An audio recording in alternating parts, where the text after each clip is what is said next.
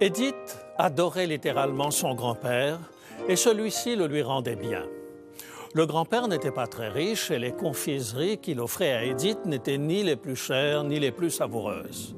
Pourtant, Edith les acceptait comme toujours avec autant de bonheur, ce qui procurait au grand-père une profonde satisfaction. Or, un jour qu'Edith avait été particulièrement contrariée, Papy tenta vainement d'offrir ses bonbons à Edith. Mais cette dernière, la mine renfrognée, les repoussait en disant « Tu peux les garder, tes bonbons, je n'en veux pas ». Papy se consola en se disant que lors de la prochaine visite, sa petite fille chérie serait plus sociable. Mais la même nuit, le grand-père fut terrassé par une congestion cérébrale qui l'emporta en 2 heures. Comment Edith allait-elle gérer sa culpabilité maintenant que le pardon pour elle n'était plus possible?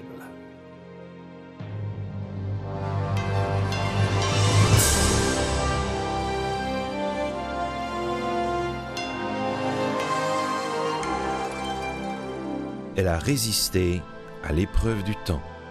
La Bible, le livre de la révélation, est toujours d'actualité dans le monde complexe d'aujourd'hui.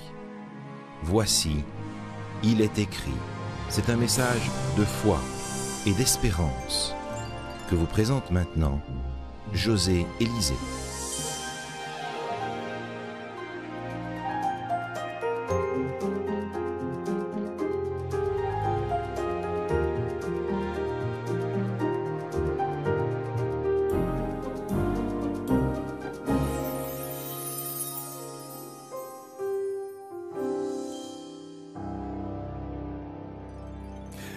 Dix ans plus tard, Edith me racontait cet épisode douloureux qu'elle ne pouvait se pardonner.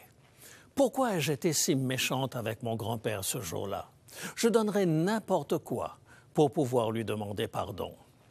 Portez-vous enfouis quelque part au fond de votre mémoire des regrets semblables que vous tentez vainement d'oublier?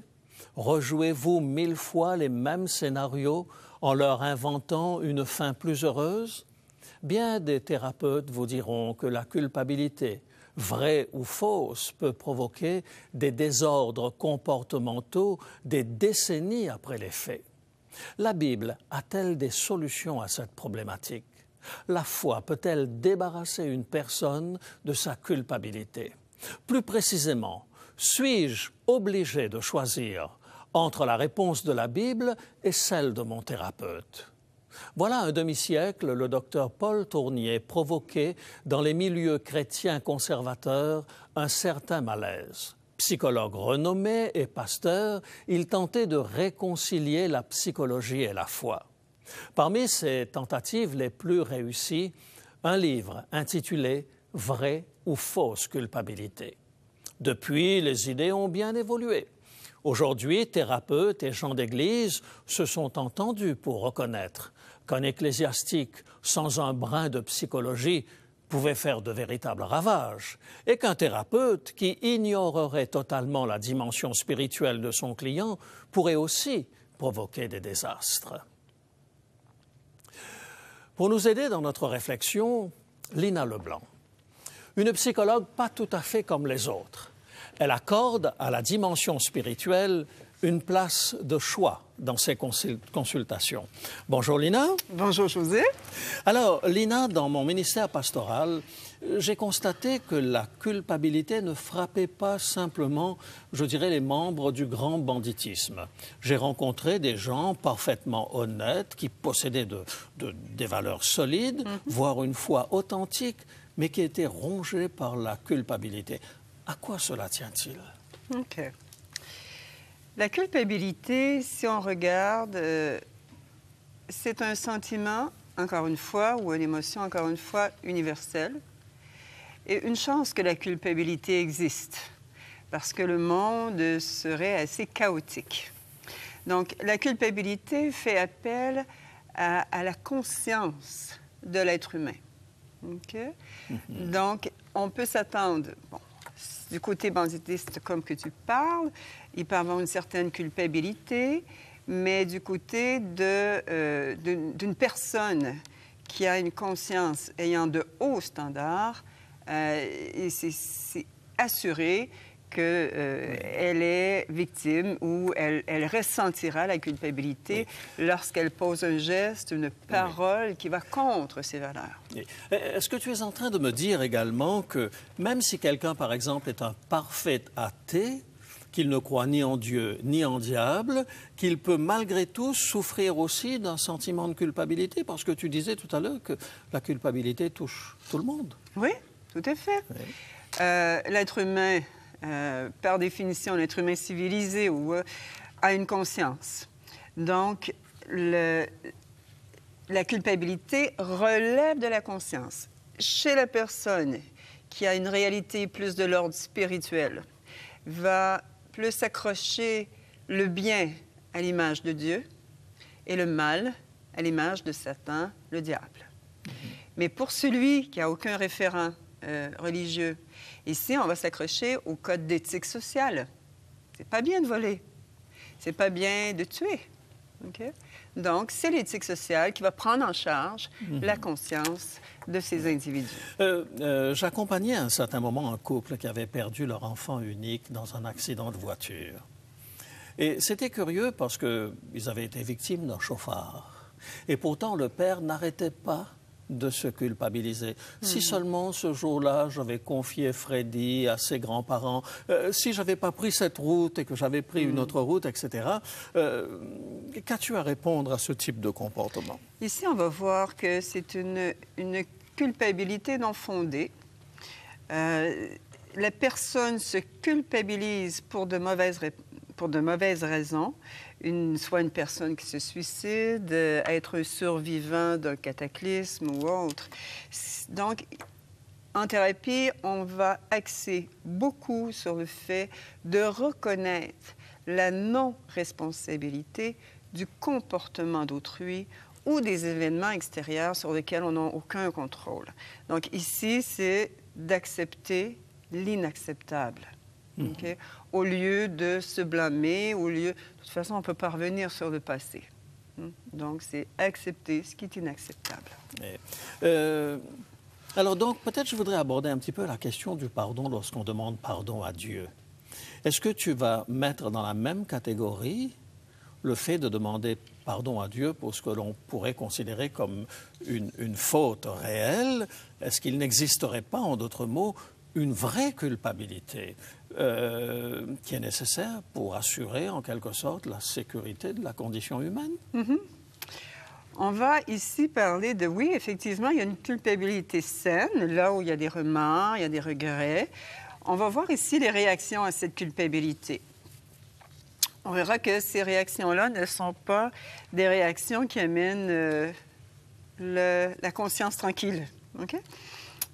Certaines personnes, suite à l'acte ou à la parole qui va à l'encontre de sa conscience, va se dénigrer, va se faire des reproches, remâcher sa faute, se lamenter d'avoir agi ainsi, donc se victimiser un peu, être effrayé par les conséquences de son acte ou de sa parole, se mentir à soi-même, se justifier, etc.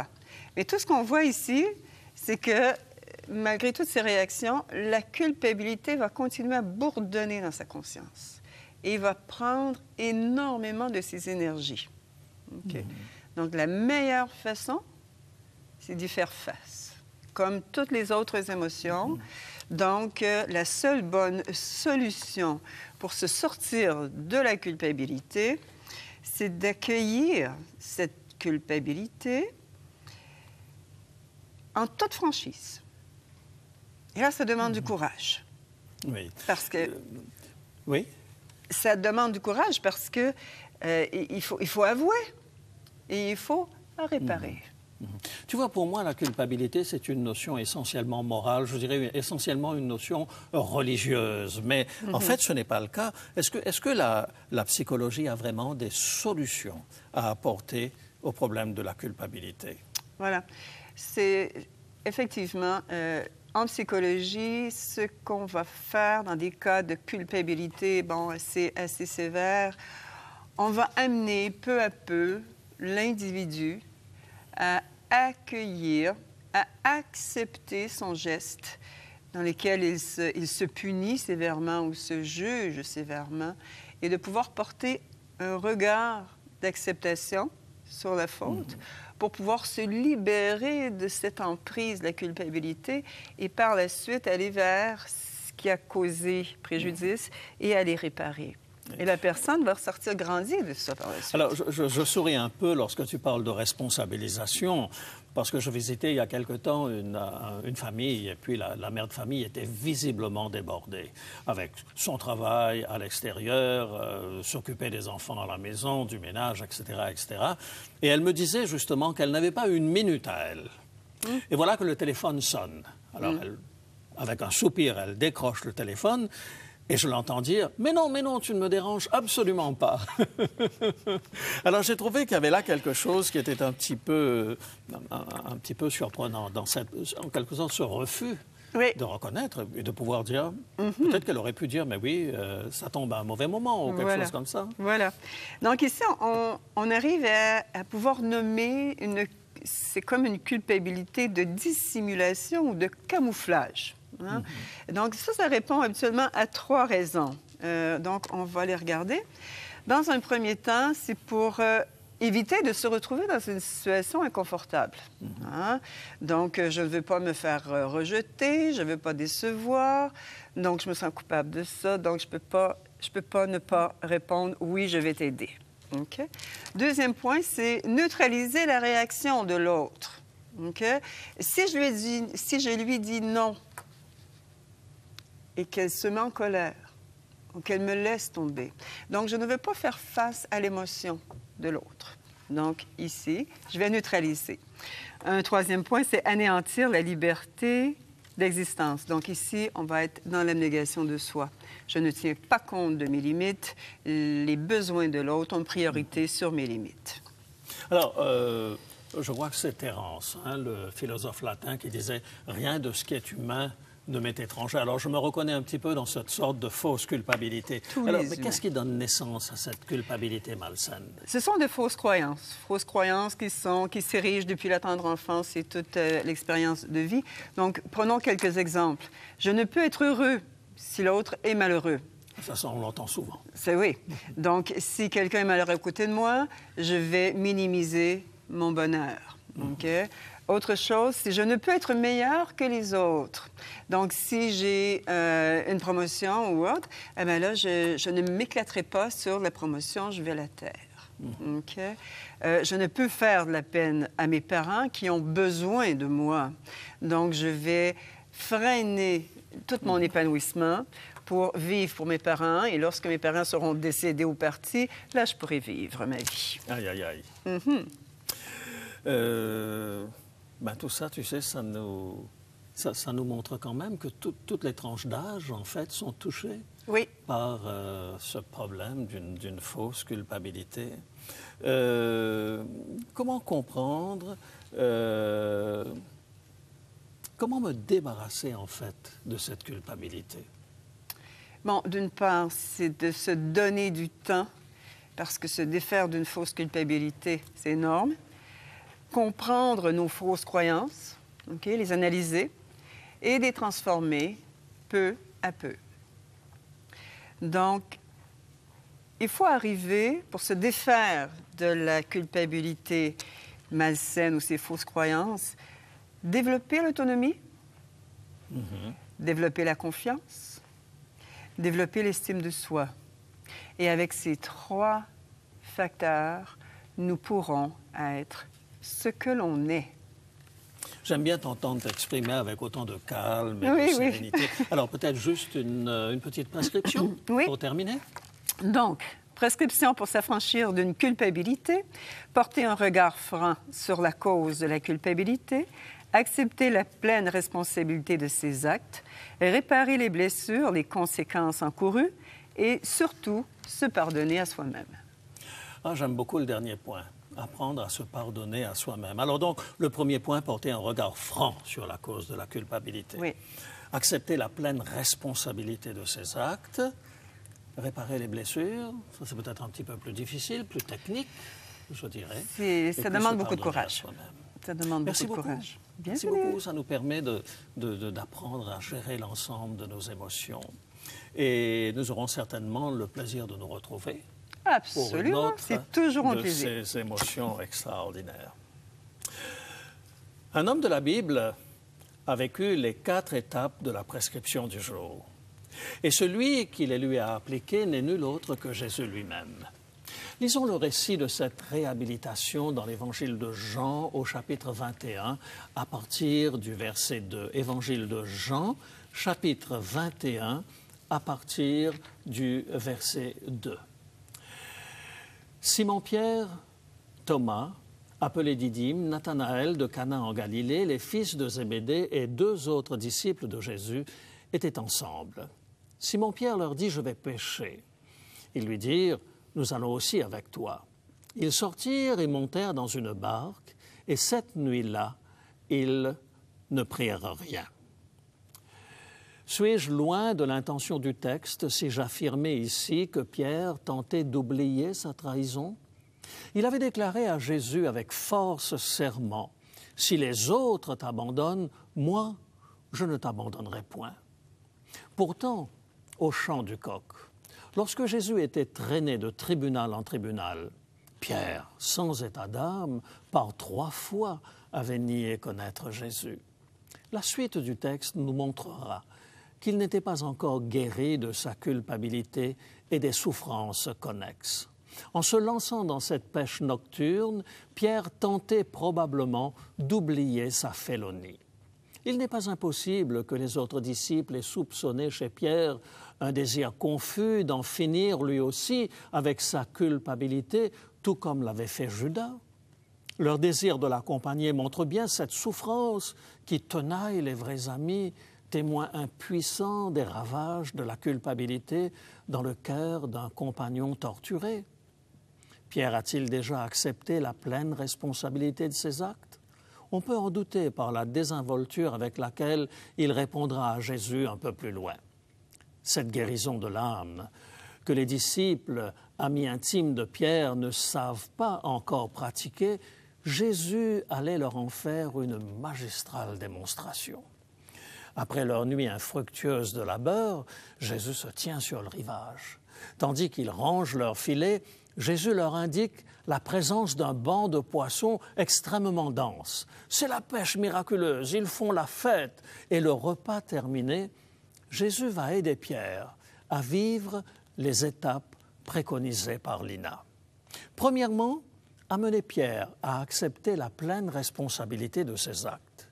Et ce, par une simple question, celle qui établit la relation de cœur à cœur. Jean chapitre 21 et le verset 15. Après qu'ils eurent mangé, Jésus dit à Simon-Pierre, « Simon, fils de Jonas, m'aimes-tu plus que ne m'aiment ceux-ci » Il lui répondit, « Oui, Seigneur, tu sais que je t'aime. » Jésus lui répondit, « Paie mes agneaux. » « Oui, Seigneur. » Jaillit la réponse spontanée de cet homme, réputé impulsif et primaire. « Tu sais que je t'aime. » Mais Jésus ne se satisfait pas de cette déclaration de principe. Pierre doit accepter la pleine responsabilité de son acte s'il veut être guéri. C'est pourquoi au verset 16, Jésus réitère sa question.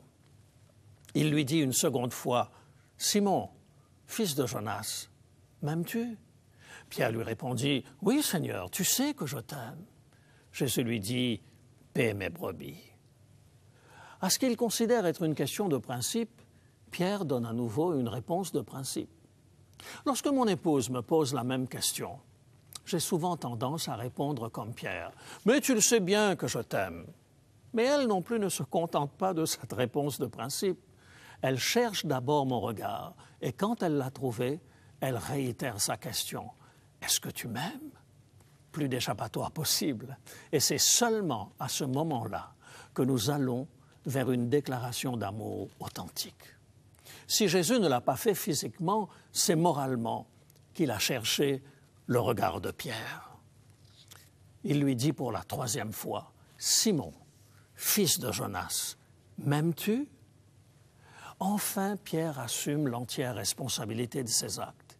Et il permet à Jésus de passer à la seconde étape, la repentance et le pardon.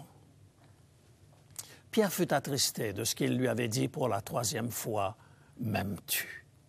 Merveilleuse relation, toute empreinte d'amour et maintenant de confiance réciproque, empreinte du désir ardent de Jésus de guérir Pierre et du désir profond de Pierre d'être guéri. Verset 17. Et il lui répondit, « Seigneur, tu sais toutes choses, tu sais que je t'aime.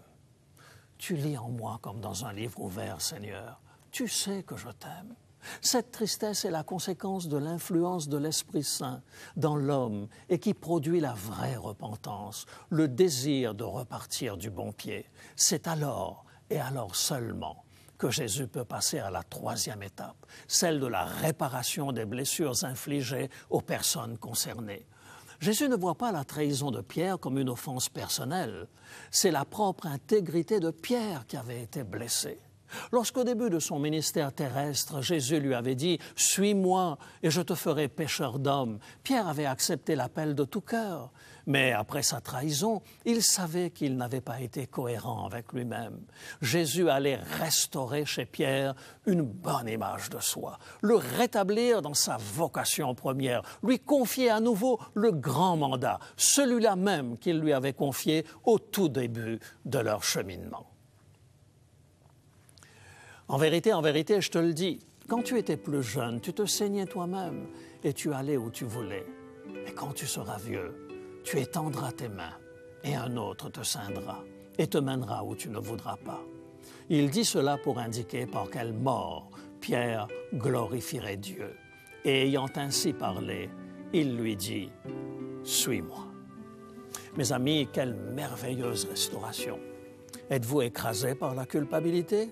Qu'elle soit fausse ou vraie, Jésus peut vous apporter la paix dont vous avez besoin. Comme il l'a fait pour Pierre, il veut vous guérir de votre culpabilité. Il peut vous amener à reconnaître la responsabilité de vos actes. Il peut vous accorder un plein pardon et il peut vous restaurer dans votre intégrité. Ne voulez-vous pas le lui demander, maintenant même, tandis que nous prions?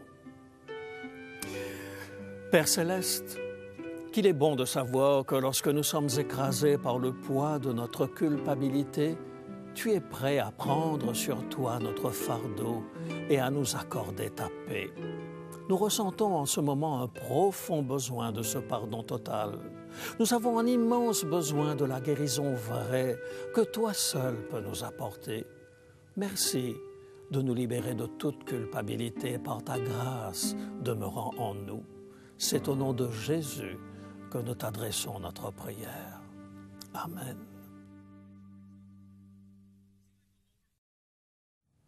Bonjour Sylvain. Bonjour Lydia. Donc, le thème de l'émission d'aujourd'hui, c'est le pardon. La culpabilité. La culpabilité. Oui. Donc, qu'est-ce que tu peux nous dire sur le pardon ou la culpabilité? Bien, écoute, c'est ça, José puis Lina ont eu la chance de parler un peu sur ce thème. Et on sait que, bon, le livre qu'on a aujourd'hui, c'est un livre qui parle du pardon. Pourquoi? Parce que la seule façon, on pourrait dire même la clé de guérison pour la culpabilité, c'est le pardon. Donc, c'est non négociable, premièrement. Et deuxièmement, on va se rendre compte qu'on doit choisir le pardon dans notre vie. Et le plus difficile, en cours de route, on va se rendre compte dans le livre qu'on va parler du pardon soi-même, qui est peut-être la chose la plus difficile à réussir.